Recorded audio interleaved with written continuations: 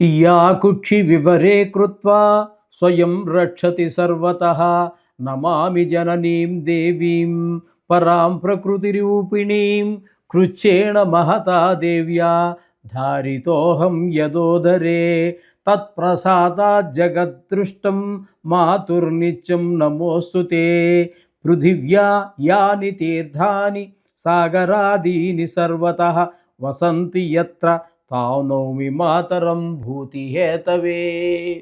మాతృదేవో భవ, పితృదేవో భవ.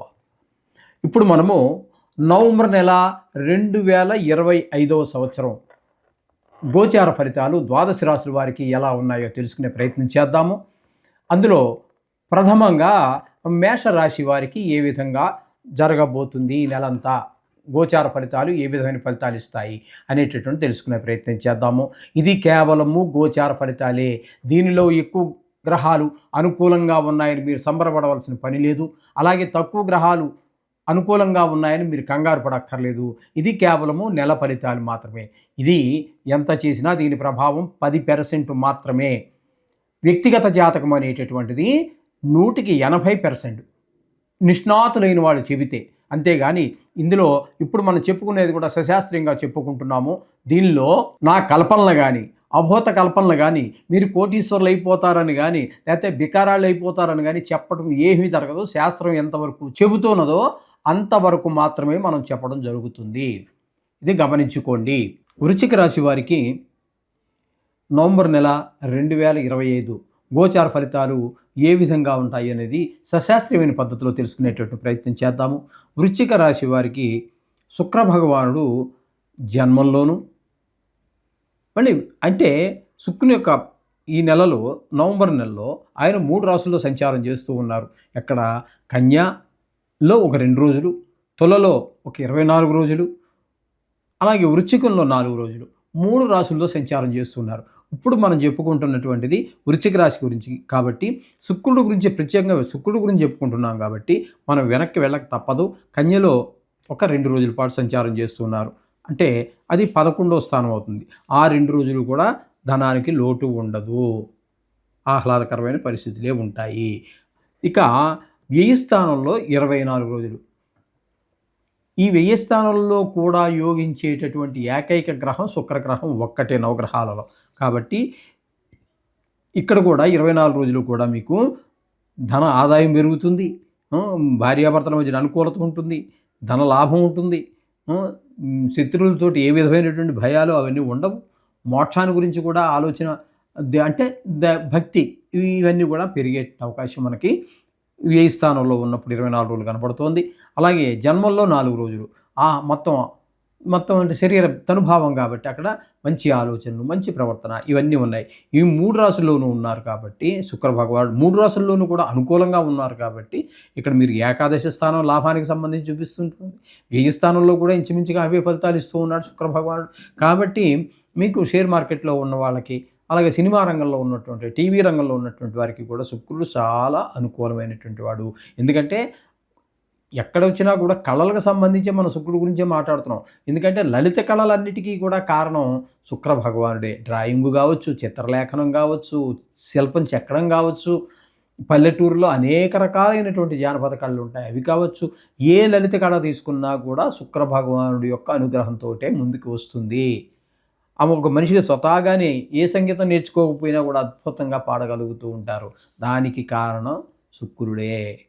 ఈ విధంగా ఎందులోనో రాణించారంటే లలిత కళల్లో శుక్ర భగవానుడి యొక్క అనుగ్రహం ఉండబట్టే, లేకపోతే రాణించలేరు. ఇది శుక్ర భగవానుడు. ఇక రవి యొక్క సంచారం కనుక మనం తీసుకున్నట్టయితే, ఈయన కూడా ఈ నెల రోజుల్లో మొదట 1వ తారీఖు నుంచి 16వ తారీఖు వరకు వ్యయ స్థానంలో సంచారం చేస్తూ ఉన్నారు. వ్యయ స్థానంలో రవి సంచారం వల్ల ధన వ్యయం పెరిగిపోతుంది, కొంతమందికి కలతర నష్టం జరుగుతుంది, కొంతమంది కారాగార శిక్ష కూడా పడేటట్టు అవకాశం ఉంటుంది. దుర్మార్గులు కూడా ఉంటారు కదండి. 70 కోట్ల మందికి సంబంధించినటువంటి వ్యవహారం మనం చెప్పుకుంటున్నాం. కాబట్టి ఒక రాశి కిందకి 70 కోట్ల మంది వస్తారు, ప్రపంచ జనాభాని 12 పెట్టి భాగిస్తే. కాబట్టి ఆ 12లో ఉన్నప్పుడు ఈ విధంగా బాగా ఫలితాలు ఇస్తే జన్మల్లో 14 రోజుల పాటు ఉంటారు.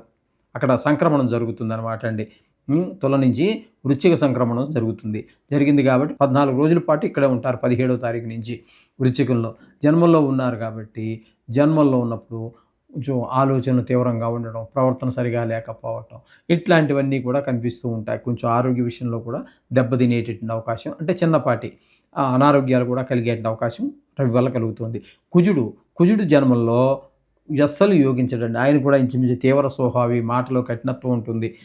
గాయాలు అయ్యి శరీరానికి తనుభావం కాబట్టి గాయాలు అయ్యేటటువంటి అవకాశం కూడా ఉంటుంది. ఎక్కడ ఏది మొదలుపెట్టినప్పటికీ ముందుకు వెళ్ళనటువంటి పరిస్థితి.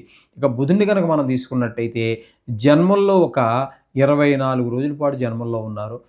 ఏమీ ఉపయోగం లేదని జన్మంలో ఆయన యోగించజాలరు. అలాగే వ్యయస్థానంలో 6 రోజులు. వ్యయస్థానంలో కూడా ఆయన 6 రోజులు యోగించరు. అక్కడ ఇక్కడ కూడా ధన వ్యయమే జరుగుతూ ఉంటుంది. జన్మంలో ఉన్నప్పుడు మంచి ఆలోచనలు కానీ, వ్యాపారం సరిగా నడవటం కానీ, ఏమీ మనసు బాగలేకపోవటం, శరీరానికి సంబంధించి కొంచెం అనారోగ్యాలు కూడా పొడచూపే అవకాశం ఉంది. అంటే రవి యోగించటం లేదు, కుజుడు యోగించటం లేదు, బుధుడు యోగించటం లేదు, శుక్రుడు మాత్రం యోగిస్తూ ఉన్నారు. శుక్రుడు ఒకడు యోగిస్తూ ఉన్నారు. ఇకపోతే చతుర్థంలో రాహుగ్రహ సంచారం జరుగుతోంది. రాహుగ్రహ సంచారం అలాగే పంచమంలో ఉన్నటువంటి శని కూడా వక్రగతి కారణంగా చతుర్థ స్థాన ఫలితాన్ని ఇస్తున్నారు. అంటే వృశ్చిక రాశి వాళ్ళకి 28వ తారీఖు వరకు అర్ధాష్టమ శని ఫలితాన్ని ఇస్తాడు. తదుపరి మీనంలోకి వెళ్ళిపోతారు. అప్పుడు పంచమ స్థాన ఫలితాన్ని ఇస్తారు. ఇది ఈ విషయంగా శని విషయంగా. ఇక్కడ రాహువు ఇక్కడ మొత్తంగా 28వ తారీఖు వరకు శని రాహువు ఇద్దరే కలిసే ఉంటారు ఇక్కడ. కాబట్టి ఇక్కడ మీకు జరగబోయేటటువంటి విషయం ఏంటంటే దీన్ని సుఖస్థానం అంటారు. తల్లిగారి ఆరోగ్య విషయంలో తగు జాగ్రత్త తీసుకోవాల్సి ఉంటుంది.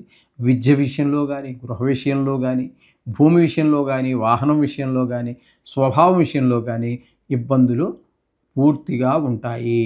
కాబట్టి ఈ రియల్ ఎస్టేట్ వ్యాపారులకి, వాహనాలు అమ్మేవారికి, వాహనం డ్రైవింగ్ చేసేటప్పుడు కూడా వాళ్ళందరికీ అనుకూలం కాదు. అలాగే ప్రతివారు ఈరోజు వాహనం లేకుండా నడిచే పాదచారులుగా 1% కూడా లేరని చెప్పాలి.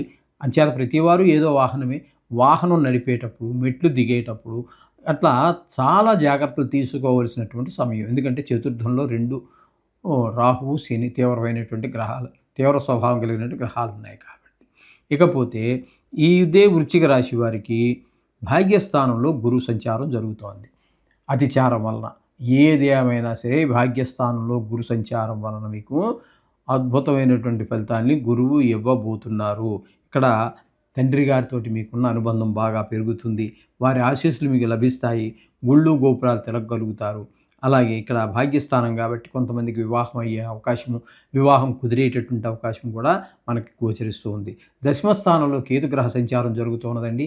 కేతుగ్రహ సంచారం దశమస్థానంలో జరగడం ద్వారా వృత్తిపరమైనటువంటి ఇబ్బందులు ఏర్పడతాయి. అందులో ఏ విధమైనటువంటి అనుమానము లేదండి.